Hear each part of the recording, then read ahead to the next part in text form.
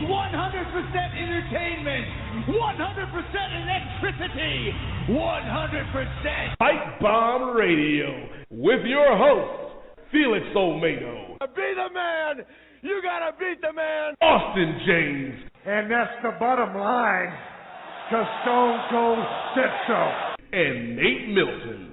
Can you dig it, sucker? You know, guys, I got to admit, I do love that intro. It's definitely got the mix of three of the greats. And going back on the side note, we're back live here on Pipebomb Radio. We welcome a very special guest this week. Arguably, well, let's just say he's two things. Arguably one of the toughest men in professional wrestling, and definitely, without a doubt, one of the greatest of all time. He is known as the King of Wrestling. He is known as Handsome Harley. But plain and simple, he's just known as Hall of Famer, the greatest, Mr. Handsome Harley Race, going to be joining us this week.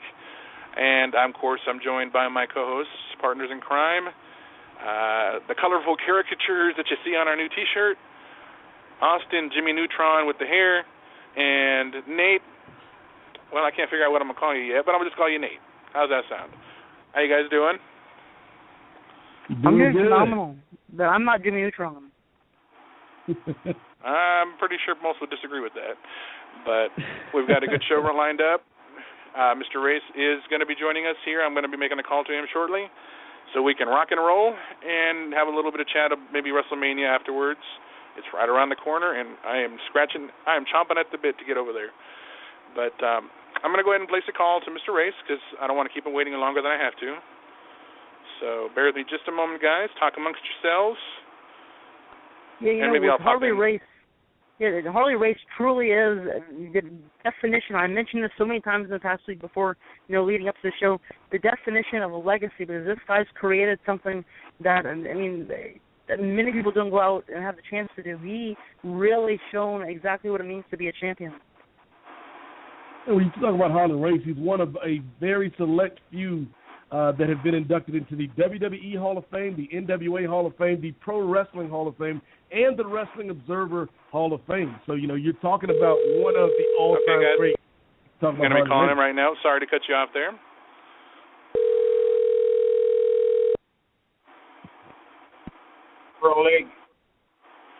Hello, this is Felix and my co-host Austin and Nate. Am I speaking to Mr. Race? Yes. How are you doing, sir? Fine. Yourself? We are doing great. We are ready to have some fun and ask you some questions about your incredible career in and outside the ring, your wrestling school, and all in between. Go right ahead. All right. I will kick it off with the very first question, Mr. Race, as I like to know where everybody gets their start. What were some of the interests that got you interested into wanting to be involved in professional wrestling, sir? Who were some of your heroes? Well, the overall greatest one of my heroes, I guess, would have been back during that era as a kid, would have been Luthez.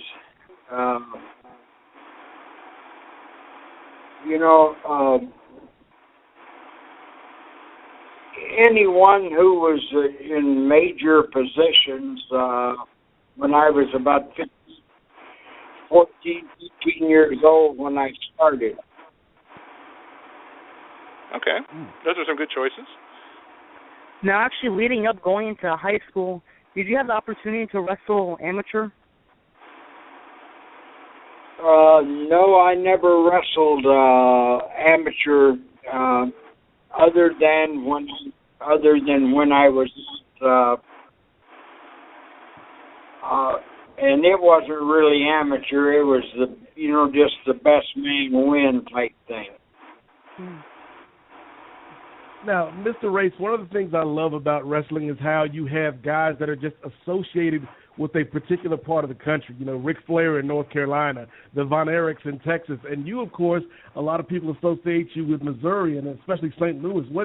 What do you think it is about that part of the country that just is so great when it comes to professional wrestling?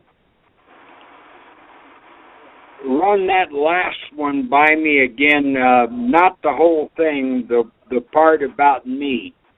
Yeah, in terms of being from Missouri and just kind of the history of wrestling in that part of the country, what do you think makes that part of the country so great when it comes to pro wrestling?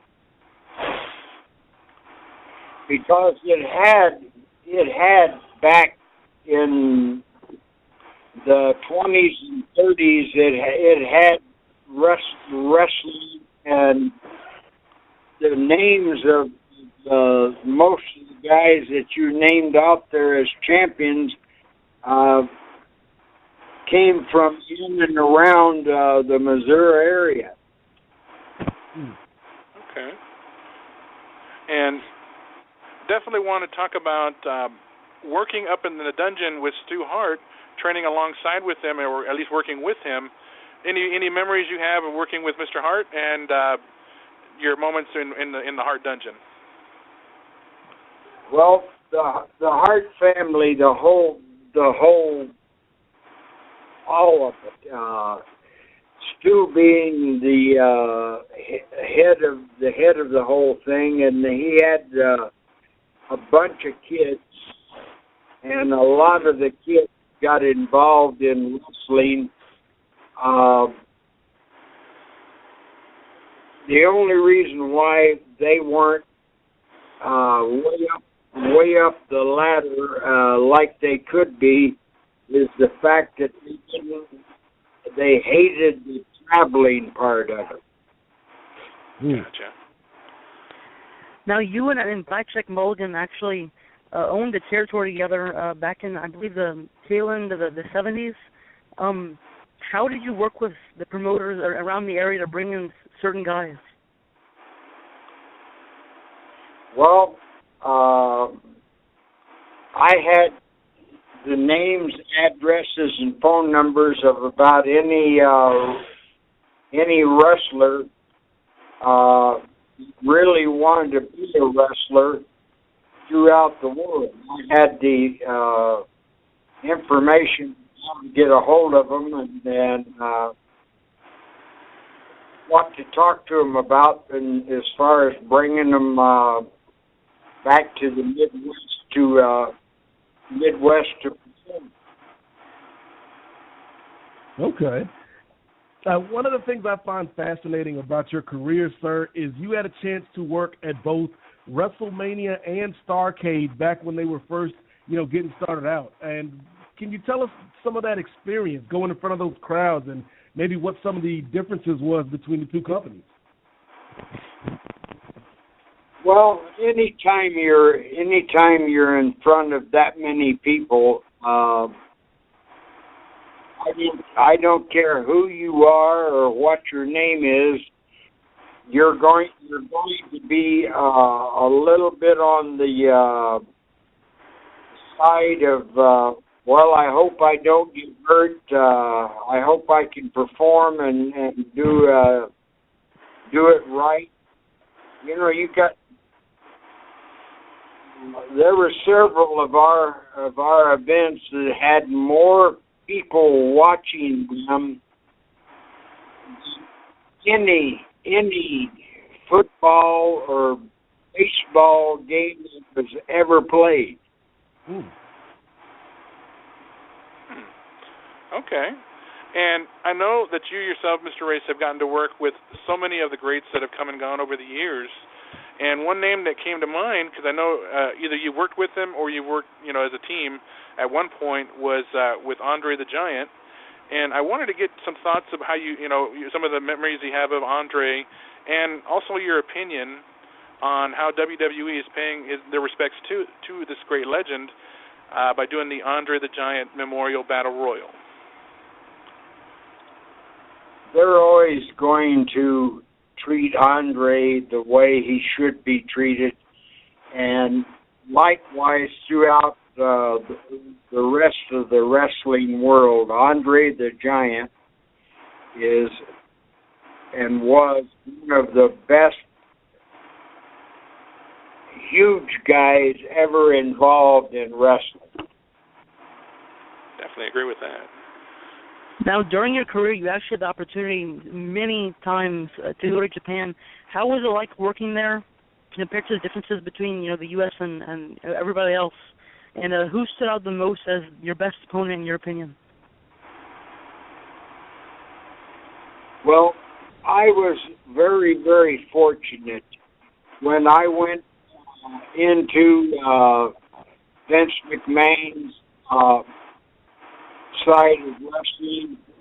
I was one of the top names going in to start with. So being treated right throughout my career, I could not ask for any better way of being treated with Vince or throughout the other areas that I was in. Okay. Your involvement with Japan didn't just stop, back when you were an active wrestler. Anybody that watches New Japan, they have seen you recently on the Wrestle Kingdom shows. So you still have a presence over in Japan. What's it like going back now? Well, it's always fun going back over there because I'm still treated the way I was when I was world champion and going to Japan. I'm still treated that way right today. And without a doubt, well deserved. In this case, I want to touch on comparing, since one of the companies that tend to travel quite a bit over there, and you were a huge part of it for a very long time. Looking at the NWA now, comparing it to then, what do you think would be a great asset to get them back out there, maybe even to one day compete with WWE? Could they do it, do you think? Any comparisons between the NWA then and now? Well, trying to compete with them now would be in this part of the world would be virtually impossible, but in Japan, in that area, and those areas over there, you're talking about a whole different side of the world. You're talking about people that have to watch their own people, and going over there without having some big names out of their side of the world, I don't think you would do all that. I don't think you would do that well. And if you would or could, I would say that WWE would already been there and already done that. Yep. That's true. That is very true. Now, in 2004, you were actually inducted into the 2004 class, Hall of Fame class of 2014 for WWE. Who do you think deserves to be in the Hall of Fame that hasn't already been inducted? Well, there's several guys that fit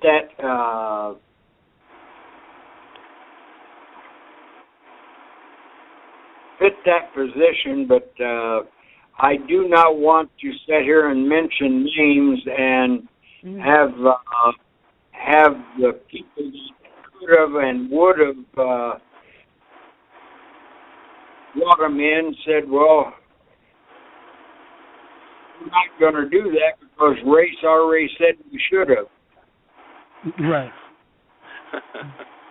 Well, one of the people that just was announced today, Mr. Race, that is going to be heading into the Hall of Fame is somebody you're familiar with, and that is Larry Zbyszko. Could you tell us a little bit about your memories of Larry?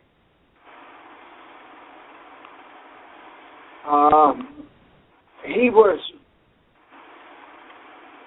for his era, his time, he was very, very good. Being able to be in that position of being even selected, let alone voted all the way in, but just even selected, says that you have the credentials to be there. Okay. And speaking of the Hall of Fame, sir, you know, obviously it was mentioned of the late, great Macho Man Randy Savage being inducted in this year's class. Did you ever get the opportunity to, and if so, what were your thoughts? I mean, obviously we all know that you got to work with Randy quite a bit in the 80s and some of the 90s, but did you ever get the opportunity to work with his father, Angelo? I can't really say yes or no. I would say back during that year, I probably had or probably have, but I just don't remember. That's okay. All right. Now, WCW actually in the 90s, 2000, it closed down. Do you think, in terms of, in your opinion, how could it have been saved if it was in the right hands of, a different person? Do you think it could have been saved? I didn't get all of what you said. Could you please? And could you wait just a minute and let me get off this other phone? Okay. No problem. Yes. Definitely some great questions. Talking to Mr. Harley Race here. He just stepped away for just a moment, guys. We'll bring him back in here shortly. Asking about the closing of WCW. Could it have been saved? If so, by who? Or was it just doomed to fail because it really had no leader at leading the realm as WWE did with Vince McMahon and the McMahon family for the past, I want to say, was it 5 generations, maybe 4, dating back to Vince's grandfather. I'm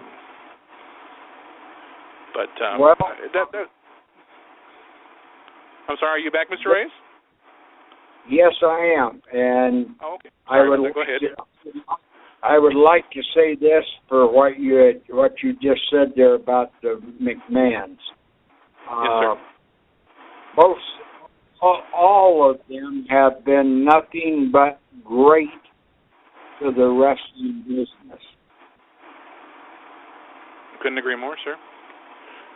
Definitely. Well, do you believe that WCW, because it had no leadership like the WWE had, was it doomed to fail? Is it better now in the hands of Vince? Could there have been somebody that could, maybe it could have been Billionaire Ted, could it have been Bischoff or somebody with the financial backing to keep it going on television? Do you think it could be alive and standing today? I'm fairly sure that had it had the background and had the financial situations that was along with the McMahon side of it, of course I think they would still been there.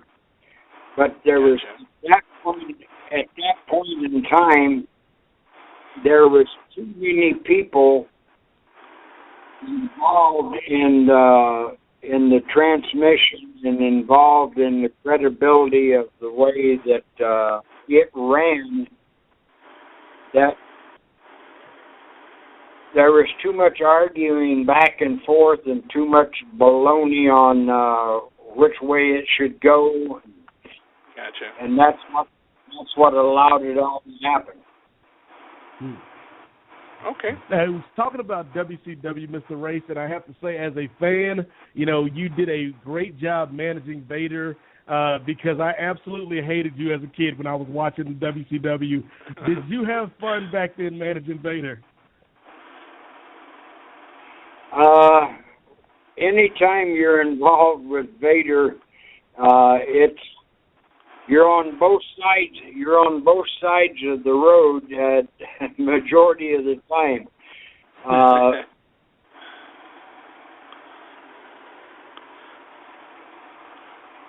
Okay. As far as in the let's put it this way. You actually got to write we came across some news that you had wrote a workout book that you did with Les Thatcher and Ricky Steamboat. what were some? I mean, obviously you got many books out. What were do you recall what were some of your motivations in writing this book and getting together with two other greats and getting this book set up? Well, the main reason for doing any of that was to keep your name and your view of the wrestling world out there for the people to see. And a lot of the people today still remember. I can walk in just about any restaurant, bar, airport, or wherever. It's still really recognizable. Now, speaking of motivation, he was speaking about your motivation actually into making a training school, the Harley Race Wrestling Academy. And by the way, for more information, you guys can go to harleyrace.com, I believe. What was your motivation in making a wrestling academy, and was it always something you want to do in your career? Well, it's the only thing I've ever done my whole entire lifetime. I started wrestling professionally when I was 15 years old. And from that day to right now, it's the only thing I've ever been involved in or ever done. Okay. Now, when you're looking to train someone, Mr. Race, can you tell, after having done this for so many years, when a guy or a girl walks into your school, can you tell if they have it, or do sometimes you get surprised by, somebody that you didn't think was going to be able to cut it? Well, over the years, I've been surprised a couple different times, but 90+% of the time, I've got a fairly good line on it as soon as I seen them in the ring and they start bouncing off that floor. Okay. Yeah, definitely. With seeing one of your students go, or many of your students for that matter. Obviously, we've spoken to one. Obviously, that being Trevor Murdoch, but the other one being Curtis Axel, aka Joe Hennig. Watching him just build himself up into such a great performer in the ring. I definitely wish his dad was still around to see what he's been, his progression in professional wrestling. Any thoughts on, obviously you work with Kurt and Mr. Perfect, of course. Working with Joe, or Curtis in this case, did he approach you about coming in and getting involved? And how do you, obviously you enjoy watching him on television and seeing his progression as well. Do you look at it like, that's like one of my kids? I'm like a proud father looking at at another one of my kids just making it and doing their thing. Yes and no. When you look at a young man that has come through your version of wrestling and seeing him go ahead and like CM Punk. CM Punk was here with me for quite a while. Okay. Yeah. He's went on to be absolutely great. Yep, absolutely. There's several others that have made their way and went on to become big names in wrestling. Now, Okay. Harley Race in America, did you ever change your style when you went to a different country? No, that's what kept Harley Race name. Yes, sir. Amen. Mr. Race, one of the things that people that tell stories about, experiencing your training or working with you, they always have these great stories about Harley Race's barbecue. And obviously you're out there in Missouri. That's one of the big barbecue capitals of America. And I just got to know, sir, do you think that you have the best barbecue in the business? Not Jim Ross, not anybody else. Is it Harley Race?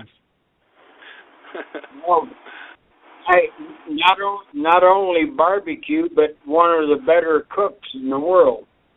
There you go. Yes. I have heard that as well. They said nobody makes chili like Mr. Harley Race makes chili. Is there any inspiration, actually, saying this, is there any inspiration in making a cookbook within, the next few years? No, I don't think I'm going to be printing any cookbook.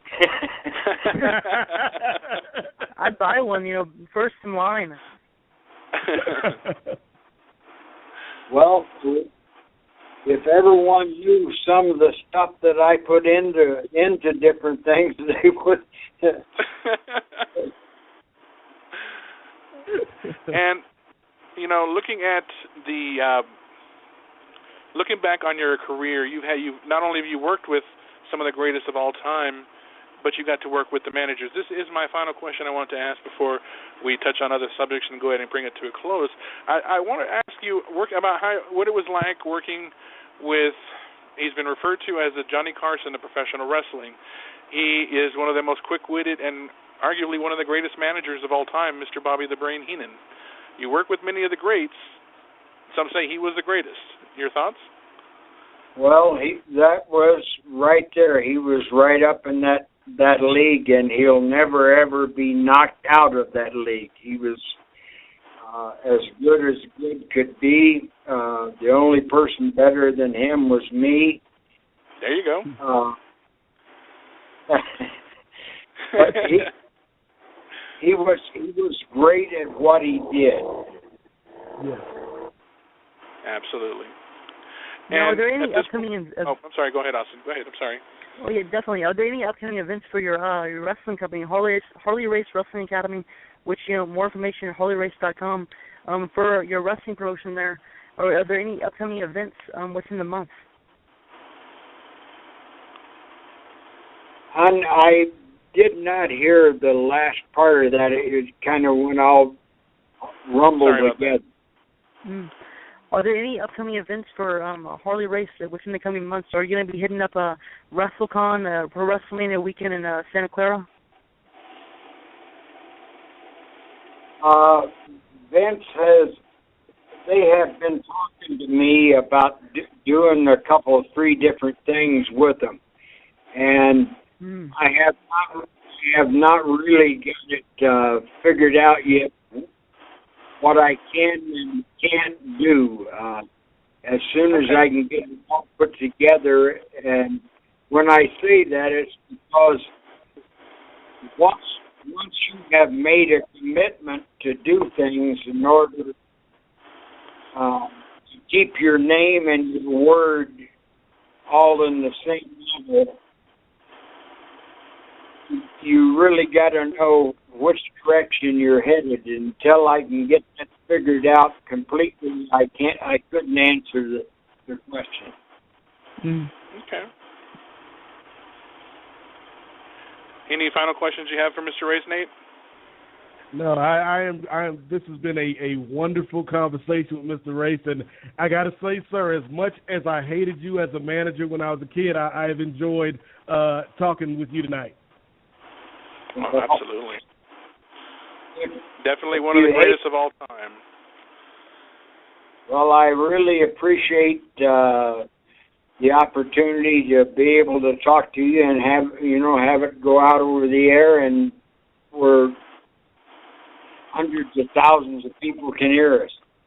Absolutely, and that's about as many that do listen each week. On behalf of my team, Mr. Race, we wish you the very, very best. I will be in San Jose in a couple of weeks. Hopefully I will run into you and get a picture with you or whatever the case may be for one of the Access shows.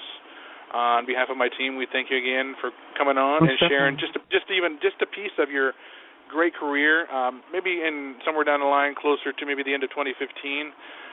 Hope we can consider maybe doing a part 2 and get more in-depth with your wrestling career, some of your favorite opponents and so forth, if you're up for that. Well, when it comes to the wrestling business and talking about it, I'm always available, and I enjoy every minute of it, because it has been my entire lifetime has been involved in the wrestling business. And you definitely want to consider one of the greatest and one of the trainer of champions. At least one of them. There's so many that are referred to as that, but you're right there at the top, maybe even the top one trainer of all time. So you definitely are the best, and it's given you so much after all the years you've given us. One of the greatest talkers in professional wrestling. Loved your promos you did with Ric Flair back in the 80s leading into Starrcade. But we'll get into that another time. Yep. I will stay in touch with you guys and get you back on so we can talk about your great feuds with so many people that you've worked with over the years and managers and thus far. But we won't take too much more of your time now, Mr. Race. Again, we thank you again for sharing your time with us, and one of the greatest storytellers of all time. We wish you the best, sir, and I hope I see you at WrestleMania. I have an idea you probably will, and I really appreciate the opportunity to talk to you guys and to be able to talk to the wrestling world. Awesome deal, sir. Thank you, sir. You have yourself a great night. You too. All right, bye-bye. All right. The one and the only, the legendary king of professional wrestling, Mr. Handsome Harley Race. Some just have the gift of gab. It's just, you know what? It is incredible because we had so many questions to ask him, and we hit just about every one. And we haven't even scratched the surface, folks. This great man has made so many champions, has been involved, and I definitely want to touch on, that infamous rib that they played on him, the late great Owen Hart played on him, by making this chili really, really, really, really, really, really hot, hotter than it would be normally. And there is just so many Owen stories, and I can imagine even Harley's got a few to share. But I definitely would love to hear you guys' thoughts. How do you guys feel it went? Did you enjoy listening to some of the great moments in Mr. Race's career? Yeah, that was awesome. Like I said, man, we could have probably spent the whole interview just talking about the WCW portion of Mr. Race's career. That's how long the career spans, and you talk about Japan, WWF, AWA, NWA. Like, this is literally one of the living legends in wrestling, and the term legend gets tossed around a lot, but Harley Race, like we said earlier, he's one of a handful of people, a very select group of people that's in the WWE Hall of Fame, the NWA Hall of Fame, and other Hall of Fames. And so, just having the opportunity to speak with him was awesome. And like I said, man, I hated. You have no idea how much I hated Mr. Race when him and Vader were going up against Ron Simmons. Oh, I hated Harley Race, but it was just an honor to speak to him tonight. Oh, absolutely. Yeah, Harley Race, truly one of the greatest professional wrestlers of all time, and really straightforward guy. He really is. We always says answering questions. It's either he kind of exclaims on a few things, like he did in this interview. But like Felix said, we did not. If there was even a surface, we didn't even scratch the surface. Man, there's so much to go over. We're gonna have to have a part 2, 3, 4, 5, 6, 7, 8, 9, 10. It's gonna be a big deal. It's like Blackjack Mulligan. We're not even done with him either. If he thinks he's finished with Pipebomb Radio, it hasn't even exploded yet. Yes, sir, definitely. I definitely want to also bring up his oh gosh, those feuds with Flair were priceless. He was so on point with his promos back then. There's not enough words that we could use in this great country, in this great world, in this great life of ours that could describe the impact this man's had on professional wrestling in its entirety over his 5-decade-plus career. And he continues to work, one of the great workers, one of the toughest men, so respected amongst the wrestling community. But let's turn this over, and we just want to thank Mr. Race's Wrestling School and Mr. Race himself for helping arrange this whole thing, and we just had a great interview, and folks, rest assured, he will be back. I will make sure of that. But let's turn over and discuss something I've been teasing Austin about for months.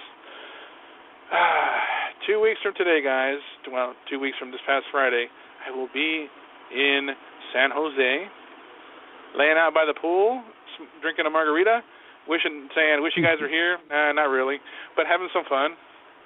But WrestleMania 31, guys, is coming around the corner, and I am excited to check it out. The Hall of Fame is going to be special. Randy may not be there physically, but the Macho Man spirit will definitely be alive and kicking, and you're going to hear a lot of, "Ooh, yeah, dig it," even though I can't do his voice. Nobody ever could, except his brother, the one and only Mr. Lanny Poffo, who will be there. Obviously, it was mentioned by Nate, of course, that the most recent inductees into the WWE Hall of Fame, the living legend himself, Larry Zbyszko, who they say is expected to be inducted by former guests of Pipebomb Radio. Austin loves to say that. I'll throw that in there for a good plug. The living legend, another living legend, will induct him, the one and only Bruno Sammartino. At least that's what I've heard thus far, unless something changes. It's going to be a magical night. Can't wait to be a part of it. But I want to definitely pick your brains on a couple of the matches that have been announced thus far. The idea, obviously, everybody's still talking about the main event for the WWE World Heavyweight title, Brock Lesnar versus Roman Reigns. Some want him as champion. Some think he don't deserve it. Some think he's not ready. What do you guys think? Well, I think he's definitely got the look. He's definitely got the size. It's a little too soon. But I mean, you could make the case throughout history. Is somebody ever really ready for that spot? Because it's not just a title. You actually are carrying the company. You're the face of the company. And so is Roman Reigns ready for all of that? I don't think so. But I think you could do a lot worse than to have Roman Reigns as your champion. I think it's going to be an interesting match. I'm still not sure if Roman is going to win, because there's a part of me that's like, no, man, Brock, the way Heyman is cutting these promos and the way Brock is just coming across, I think there's a chance Brock will retain at WrestleMania. Austin, for me, I think it doesn't matter. You can talk about Roman Reigns, you can talk about Brock Lesnar, but the fact of the matter is there's a shadow. There's a shadow in the corner lurking around, around the scene here at WrestleMania 31 in Santa Clara. You're going to see a shadow. You're going to see a little blonde stripe, and that's going to be the man that's going to be holding his hand high in the main event of WrestleMania when it's all said and done. Seth Rollins. And speaking of Seth Rollins, it was, last week in our interview with the one and only Brother Love, Bruce Pritchard, Nate and I, we had one of the best nights, one of the best discussions, because we got to watch Seth Rollins finally get what's coming to him. And he was put through a table by the Viper. It goes back to the years of Austin, and I'm talking about Stone Cold, not this Austin I got here. DTA, folks. You don't trust a snake. You don't trust anyone. And if you're going to put that kind of trust in somebody like Randy Orton, that's to have eyes in the back of your head. But that's not the only reason I bring it up, because it just so happens Austin was just so depressed. He was so depressed. He couldn't come on. He came to me and Nate, and he was crying. And he said, "I can't believe Randy would do that." And he just, I said, I felt so bad. My heart went out to him. I said, "Austin, take the night off." So ultimately, that was why he was gone. But and Felix, that's the truth about it. My legs, I lost strength in my legs. I was in my bed for 7 days after that, and it was, just witnessing something like that happening, and it just. I respected Randy Orton, and we thought he was going to be on the Team Authority, and he turned his back like a snake would, and I just figured that.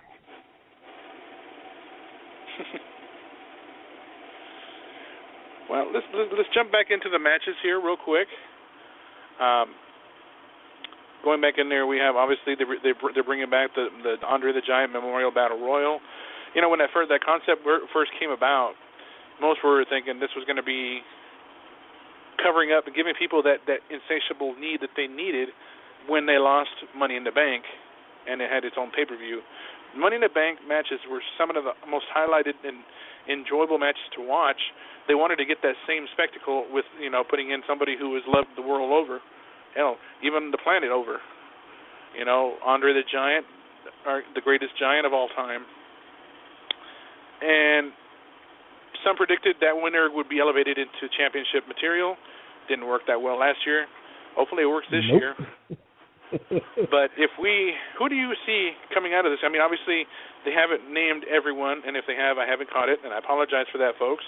But who do you guys see as a shining star this year that will come out of this even bigger, if it's possible? Well, I don't think that the Andre the Giant Memorial Battle Royal should be kind of the springboard for a guy going to the main event, but I think you could make it almost like a mini version of the Royal Rumble where you got guys in the mid-card, and whoever wins, they can start to get in line for a U.S. title match or an Intercontinental title match, because I think that's a good place to kind of build up the younger guys and the guys that don't get used a lot. But this year, I'm going to say Mizdow wins, and I'm going to say he wins by eliminating The Miz. Ooh, that's such a good choice, too. If they don't give them the match between those two, and they're involved in that, and I think they already are. Correct me if I'm wrong, guys. But if they give these guys a match and they're not involved with that, that's a good choice. I know they've been pushing for these two to split, because his star has just completely went from 0 to a million within a matter of seconds, because he's just so over right now, it's ridiculous. Some would say thanks to The Miz. Some would say thanks to Damien's natural talent, because obviously Miz can only do those impotent commercials. It's true. How would I know? Marius knows. But in my opinion, well, the Big Show is going to be the man that's going to walk out with his hand held high, the Battle Royal, Andre the Giant, or Kane, or both of them. Well, let me ask you a question, Austin. Don't you think it'd be best if you give it to somebody younger? Because does Kane really need that win? Does Show really need that win? Will it do anything to their careers? I'm not saying it did anything for Cesaro last year. Kane's from hell. Do you think he ages? No, come on. He's already there. He's rising up. When you're in a company almost 20 years, it just doesn't make any sense to give him something he really doesn't need. He needs it. Kane needs it just to be more. No, he really doesn't. You listen. When it comes to, and I know I continue to mention it, it's it's some one of those things that it's a fact that remains the same. But when authority is in the mix, no matter what, if it can be greater than what it is right now, make it greater. And Kane or Big Show, if one of the two wins, or even throw in J&J Security, but both of them will be the four horsemen at the end of the night. Holding their hands held high, with the holding on to the Giant Memorial Battle Royal Trophy, the first time in history where it's four guys winning it. I can see it, and you know what? It's going to happen at WrestleMania 31 in Santa Clara. The four horsemen, more like a pack of donkeys. Oh my God! For donkeys. Ain't disrespectful. Be disrespectful like that. Let's jump back in here and discuss the Divas match. Now that one, nobody really knew what they were going to do with the Divas at WrestleMania. Honestly, with the heat, obviously, or at least the heat being on, the ray of light is on AJ and Stephanie again. You would think most people even suggested that being one of the matches, have Stephanie get back in the ring and face AJ. Because there's just been that little animosity between the two of who really is the true dominant female in professional wrestling today. Is it the boss? Is it the little firecracker herself? I would love to see a match. Now, more than likely, that's probably going to happen at SummerSlam. Don't quote me on this, folks, because I don't know. I don't work for WWE. But they're going to have AJ Lee team up with their former frenemy, Paige, to face the evil, sadistic duo of Nikki and Brie Bella. When it comes to that match at WrestleMania, all I'm going to say is this. AJ and Paige are going to stand on one side, the Bellas on the other. The belt doesn't have a mic. They're going to be like, you can look but you can't touch. And that's the truth about it all. You can look at the Bella Didn't you just throw out Twins, a line from their and music? you look at AJ Lee and Paige, they can't touch the Bella Twins in terms of in-ring competition. The Bella Twins are the greatest professional wrestling women in the world today. And AJ Lee can't touch them. Sorry. I had to clear my throat there, guys. Sorry about that. I scoff at that. I don't agree with that. They are talented. They are beautiful. They are not the greatest. My money's on the past that I paved the way for them. I'm still waiting for the day, even if it's just for that one night, for Karma to return and put those two out of their misery. Not going to happen. With magic.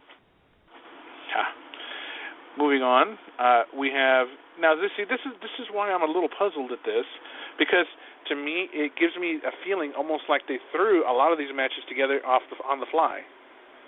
But I get it. In some instances, maybe not so much. And that brings me to the ladder match. They've been building up something that makes absolutely no sense.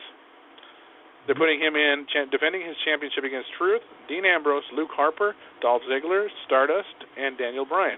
The only one who hasn't had his hands on it, maybe he has, unless I missed it, was Daniel Bryan. Everybody else decided to take it upon themselves and steal it. Take it, use it, and not give it back to the rightful owner. Yes, he is still the champion, folks. He may not have the belt, but he is still the champion.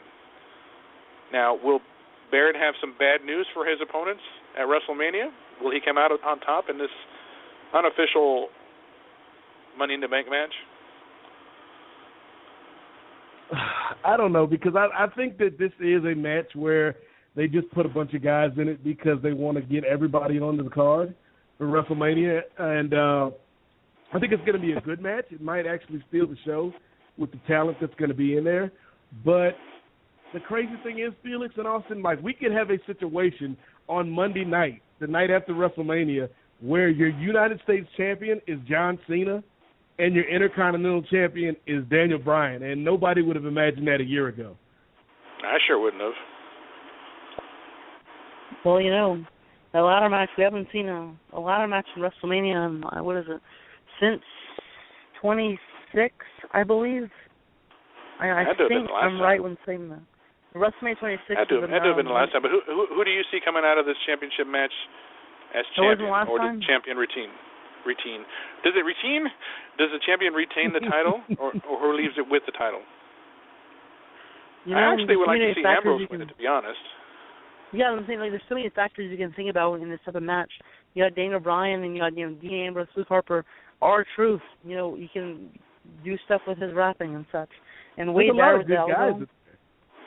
Like, Dolph Ziggler should have been the big story coming out of SummerSlam and Survivor Series, excuse me. And I think they dropped the ball on Dolph Ziggler, so I wouldn't mind seeing Ziggler more than get once. The title. Yeah, they always do it. Once a year, they drop the ball with Dolph. I'm telling you. But we move into the two high-profile matches besides the championship. The icon of WCW, the man who showed his true loyalty to a company that really was referred to as a sinking ship. He went down with the Titanic. Everybody can argue the real reason behind it. Nobody truly knows except those that were there. I have to say, if you're not a fan of Sting, you have to admire his loyalty, his ability to work with just about anybody. And he's definitely one of the kind of guys that, if you'll pardon the expression, likes to do what's best for business. Nobody ever in their rightful mind, I sure didn't, would think that we would have seen Sting work in WWE. Now, most were thinking it would have been against The Undertaker this year, but that doesn't mean it can't happen. I still believe in my heart, one way or another, it's bound to happen. They're going to face each other at one point, come to face-to-face, nose-to-nose at some point. I don't know when, but I have a gut feeling that it's going to happen. Now, asking you, the two of you, icon of WCW, icon of WWE, and not just because you call him your bestest buddy, Austin, your true opinion in this match, and of course, did you ever think that you would see it? Okay, I'll be honest. Despite everything I've been saying, over the past month, Sting versus Triple H, when it comes to what's best for business, Triple H is going to be the one that's going to come on top. You can't beat the game. You can't beat the game, and the reason why I say that, and I'll mention it every single time I come on here. A few months ago, Ric Flair was in the ring with Triple H, and Triple H said to Ric Flair, you need this and that, you can be the man. But when it comes to being, the main event in terms of, in Sting versus Triple H, there's no way you can beat the game. There's no way. And it makes sense. Sting is walking into WrestleMania without a strategy guide that he can't pick up from GameStop. And there's no strategy guide that's on sale for Triple H. I gotta tell you, that's a fact that remains the same, and it won't ever change. Triple H is a standard bearer, and I can't even exclaim to you how bad Sting's gonna look in front of Triple H, how embarrassed he's gonna look when he's on the ground begging for mercy. That's what's gonna happen, because Sting is not in the right playing field. Triple H is a whole type of different story when it comes to WrestleMania. And Sting, there's so many factors going into this. Sting's going to walk into WrestleMania, and he's going to look around and see how many people are going to be there, 76,000 billion people at WrestleMania in California, including Felix. I don't know where he's going to be. But there's so many factors going into this. And Triple H, like I said, he's a game. You can't be the game that you don't have a strategy guide for. Sting doesn't have a strategy guide. Nate, your thoughts? Well, since Austin used the video game analogy, I'm going to throw one back at you. Sting versus Triple H. For Triple H, it's going to be like when your Xbox gets the red ring of death. It's going to be game over. Oh, because my God. Sting is, Sting, like you talked about, the icon. A lot of people didn't think this was ever going to happen. I didn't think that Sting would ever wrestle in a WWE ring, but it's going to happen. And I think it's one of the matches, if not the match, that has the most interest and the most buzz on WrestleMania. I think it's going to be an interesting match. I think Triple H and Sting, it's a good matchup. But Sting's going to win, and I think what we're going to get on Monday night is the fallout. How do the Authority respond? Hopefully we get a promo from Sting using his real voice and not some Darth Vader, James Earl Jones. This is Sting. How do you think I'm in WCW? Hope we get Sting talking in his real voice. And, we get to see what's next for Sting and the Authority. Hold on for one second here. Let me ask you a question here. A few weeks ago on Raw, why, and well, just the past weeks in general, why hasn't Sting confronted Triple H man-to-man? Now, we've seen it on Fastlane, but when in terms of Raw, he's been sitting out these guys that look like Sting. And, some people think Heath Slater. I don't know what he has to do with anything, but, I mean, why is Sting sitting out these guys, sending messages to Triple H without actually facing him man-to-man? And when he is facing him man-to-man, he has a bat, wielding a bat out of his face. How is it fair? It makes no sense to me. That's not what a real man does, and Triple H is a real man. He doesn't bring bats to it's called strategy. A it's mind games, Austin. Triple H, he calls himself the cerebral assassin. Well, he's dealing with the cerebral sniper because Sting knows how to play mind games. He does. And as far as weapons go, let's not throw stones here, dude, because obviously you are a fan of Triple H, but let's just put in perspective the fact that I'm not just a fan. I'm a friend and a dear family member. Has the sledgehammer. So don't go telling me anybody about who's got what weapons, because Triple H can cheat with the best of them. I didn't see any of that. I never seen him with yeah, of course you didn't. I don't know what you're talking about, man. As far as that goes, I expect big things for that one. Definitely another one that most are eagerly anticipating, the return of the dead man. Now, I am beyond fed up with the stupid BS people like to post on there about him, and when they have no real actual source of truth.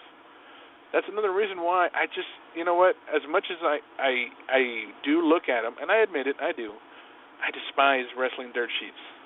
I can't help but wonder why they do these things, why they get involved in them and not report true information. Some are horrible at it, and they take pot shots at him because, hey, he's going to be 50 years old in a couple weeks. And yes, he doesn't always have coloring in his hair, and he lets the gray get in his beard, or lack thereof, but he's happy, he's healthy. Him and his wife are beasts in those gym pictures that she posts. And Taker is ready. Taker is definitely ready. Now, are the fans ready for his return? I think there's a lot of mixed emotions about it because they're still reeling over the loss of the legendary streak at WrestleMania. But let's just be honest here. You know, years and years ago, they referred to Randy Savage, to Shawn Michaels as Mr. WrestleMania. But I really feel the essence of WrestleMania now, and it could definitely be of all time, has to be the cornerstone, the conscience, if you will, of the WWE, The Undertaker. It has to be. He should be considered Mr. WrestleMania, if he hasn't already been referred to as that already. Now he's going to face Bray Wyatt this year, and most are anticipating the match. Most don't care. Most aren't sure. I don't know if I can see a winner coming out of this. I just can't see Taker losing 2 years in a row. I can't see Bray coming out of this losing because it kills his impact like a balloon that just gets popped. Automatically deflates any impact that he's had thus far. Again. You know, plain and simple. If a guy has to use magic instead of his fist to win a fight, you know, it makes him why fight? It's like there's almost not how is it fair? Because The Undertaker, you know, last week on Raw mentioned that he sent a lightning bolt to this, you know, what is it, the rocking chair. How in the hell can he do that? And you know, because he's mysterious. He's The Undertaker. I know, but how in the hell does that happen? How can he have the opportunity to do magic and everything? You know who's going to be on his side? A girl that he can't see at WrestleMania, Sister Abigail. That's who's going to be the one leading the show when it comes to wrestling. Because I know Bray Wyatt has a card up his sleeve. And you know, we talked to Black Chick Mulligan a couple months ago in August, last year, and he said that, you know, Sister Abigail's the real deal. You know, this is Bray Wyatt's. I don't think it's his imagination because, you know, this guy knows for a fact that Sister Abigail has some sort of power. And in terms of The Undertaker, we know, trust me, we know he has some type of power in order to actually electrocute, you know, send a thunderbolt through a stadium. That's insane. God, I don't know how it happens, but at WrestleMania we're going to see who truly is the magician of WWE. You know, is it going to be fists? Is it going to be magic? I don't know. Are they going to start pulling out cards in this type of game here? I'm not sure. It freaks me out. Yeah. Well, I mean, Nate, how do you feel about it? I mean, we've discussed this match, or at least the possibility of it at one point, but now it is confirmed. It's going to happen. Undertaker and Bray Wyatt. Do we see a passing of the torch in a way? Or do we see the dead man come out on top one more time as he starts to wind down his career? Most are expecting him to do it next year, and they still can do that infamous match that people still want. I still say, Taker and Sting, without a shadow of a doubt. I have no doubt in my mind or my soul that those two can outperform anybody on that roster today. Yeah, I think this match, it's not one I'm really excited for. I think Taker's going to win, but I think there's a way for Taker to win, but still to keep Bray Wyatt strong. But I just think that it's hard to build up a feud when one of the guys isn't there every week. And in the WWE, we've got 3 feuds. We've got Brock and Reigns, where Brock isn't there every week. We've got Sting and Triple H, where Sting isn't there every week. And then you got Taker and Bray, and Taker has not been on since WrestleMania. So it's a tricky thing to do, and I think Bray's been cutting some good promos, but I just haven't really been excited for it. Fair enough. And I didn't bring it up right away, but I figured I'd save that one for last. Is it just me? Now, don't get me wrong. I don't mind it. Is it just me that they're making John Cena take a step back to let the young talent get over and establish themselves a little more? Does he see something in Rusev that maybe nobody else is seeing? Because he's wrestling for the U.S. title. To me, that's like a step backwards. I don't know. You know, I think it's actually does he need the title? Forward. No. Well, I think, you know, when in my opinion, I think that I've never seen Rusev in the way that he's been in the past month, you know, dealing with John Cena. And, you know, the way he's acting now is, you know, it's on a totally different level. than what he was months ago. I think Rusev is really taking things to another level when it comes to John Cena, and I think John's pulling the best out of him, and I think Rusev's pulling really the best out of John Cena. And I'm not sure after what happens. That's one of the matches I'm really looking forward to, because when you always say expect the unexpected, I mean, when it comes to John Cena versus Rusev, John Cena really doesn't need the U.S. title. And then you look at Rusev, he can remain undefeated and go on to really have some impact. But I think if John Cena beats him at WrestleMania, I don't know. It's so interesting of a situation that I'm looking forward to see how it's going to fold out. I don't know. There's so many different ways it can go. But Rusev has a bright future regardless of what's going to happen. Agreed. Yeah, I think that it'll be an interesting match. I think it's kind of a step back, but I think it's a step back that works just because you got Rusev as the Russian, and then you look at the title that he has, which is the U.S. title. So for John Cena to say, okay, I'm going to get this guy because I want to bring this title back to America, it makes sense, and it plays into John Cena being the ultimate good guy, the squeaky clean baby face, even though he did try to choke out a man last week a couple times.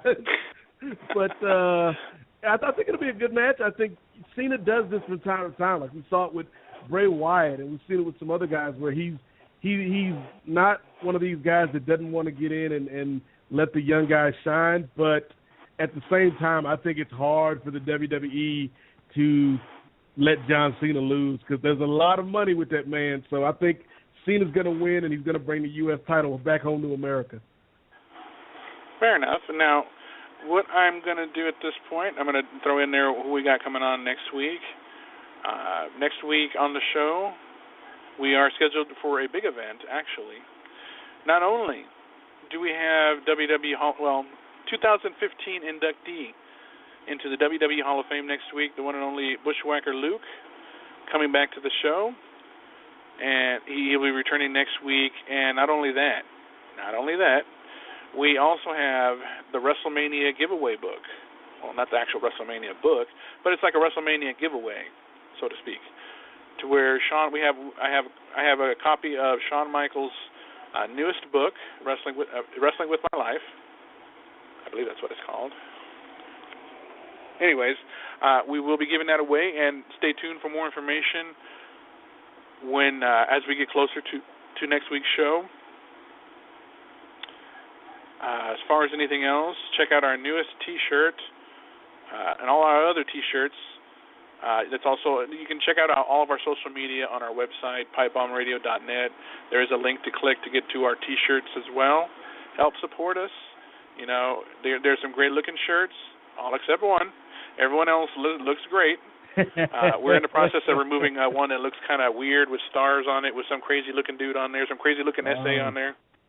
But, are you kidding me? No. I'm going to mention this right now.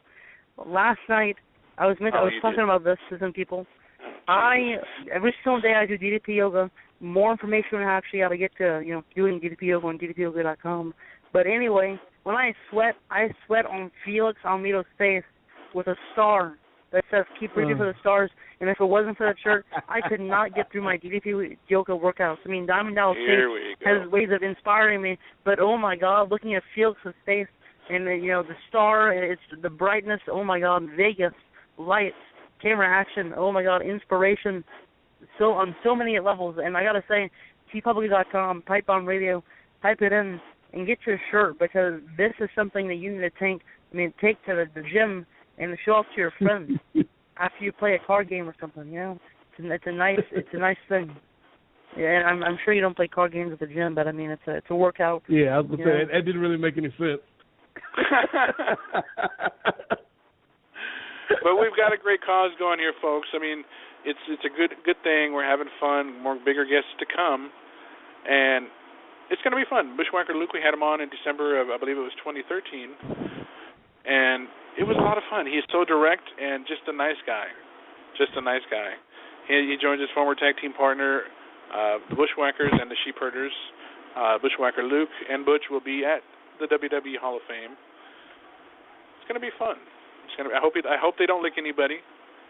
And I think we've touched on that. I think they got maybe one more induction to go for the Hall of Fame before they finally end it. I think we've got a pretty full class this year. Anyways. Yes, we do. Real quick, Felix, Go ahead. I think that I'm just going to say real quick, I know we were talking about the shirts, but you had mentioned Shawn Michaels' book. Yeah. It is Wrestling for My Life, the Legend, the Reality, and the Faith of a WWE Superstar. Like, I've seen some of the excerpts, and I've, like, heard him talk about this book, man. Like, this is, like, you want to win this, people. This is a great book. This is not, and not to throw shade on books that are printed by certain companies, but this is not a WWE-produced book. This is something coming from Shawn Michaels' heart. So it's a great read. I actually finished reading it, a couple weeks ago, last week. I'm not going to give any spoilers about it because, I'm a very religious person. I'm a very nice person. I treat everybody with respect. And when it comes to anything in terms of wrestling, and it's getting people deep in here, general, folks. It's getting deep, full of manure right now. Hang in there, guys. Yeah, I mean, I treat everybody with respect, and when it comes to each person as an individual, every single person I treat as an individual, and Shawn Michaels just teaches you and explains to you, his way of life, and living in a place like professional wrestling and WWE, which can be hard at times. I mean, he mentions my best friend and his best friend, Triple H, a lot of times talking about, what's it like being in that type of situation, backstage WWE with so many different temptations, and how it's so deep. There's so many ways you can go with this because professional wrestling isn't the most, it's a cutthroat type of deal, and in order to remain Christian and, religious and, with your religion intact, it can be very hard, and Shawn definitely gives you the details about that. Okay. Like I said, that's going back to what I was talking about. PipebombRadio.net gives you access to our iTunes, our Instagram, our Twitter, YouTube, Daily Motion. We're looking at other options to get it more available. Don't forget Stitcher. Yes, Stitcher's there too. You can actually listen to it on your phone. Or through iTunes off of your phone. We've got Nate. Go ahead and plug your show real quick before we cut it loose. Sure. You can listen to the Kings of Sport. You can find that on iTunes and Stitcher as well. And you can go to our Facebook page, facebook.com/the Kings of Sport. And this week we are talking NFL free agency. We're talking some hockey, and we're also talking to Alex Greenfield, former head writer for SmackDown from the WWE. Nice. Good deal. And a spoiler alert, next week's show, we might have a guest that you guys are familiar with out there. Oh, nice. Let's just say he's very inspirational. God. Well, with that being said, on that note, we will go ahead and call it quits, folks. We hope you enjoyed. We hope you have enjoyed listening to in the first half hour to the greatest of all time, Mr. Harley Race. If you're in the St. Louis area, or the Missouri, as they call it, go check out his school. It's definitely worth the trip. On behalf of myself, on behalf of Nate and Austin, or Austin and Nate, however they like to be in order, whatever the case, we are going to call it closed for tonight. Tune in Thursdays for Nacho Mama's radio show, and next week Bushwhacker Luke and a WrestleMania giveaway. I think that'll do it. I think I've touched on everything more than once. So keep your feet on the ground and keep reaching for the stars. Good night, everybody. Good night, guys. All right.